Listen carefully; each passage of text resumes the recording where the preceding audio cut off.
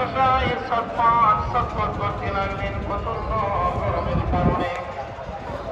মা উম্মে সালেমা কলিজা শুকিয়ে গেল, গলা শুকিয়ে গেল, জিহ্বা শুকিয়ে গেল। তিনি পানির জন্য ছটফট করতে লাগলেন। দৌড়াইয়া ঘরের ভিতরে চলে আসলেন, পানি পান করলেন। দেখলেন আমার ভাইয়েরা, তৎকালীন জমানায় আরব দেশে পানির খুব অভাব ছিল, কথাগণ ঠিক না?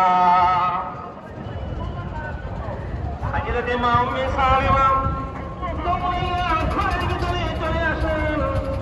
ঘরের ভিতরে আসার পরে তিনি দেখতে গেলেন চোখের নিচ থেকে, হাতের নিচ থেকে এমন সুন্দর গ্রাম বাইরে এসেছে।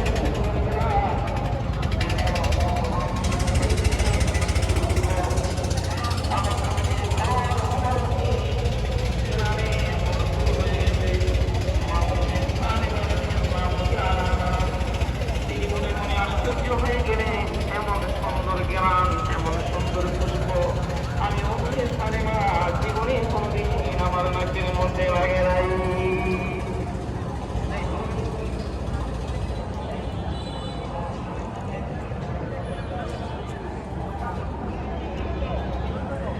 হযরতে মা উম্মে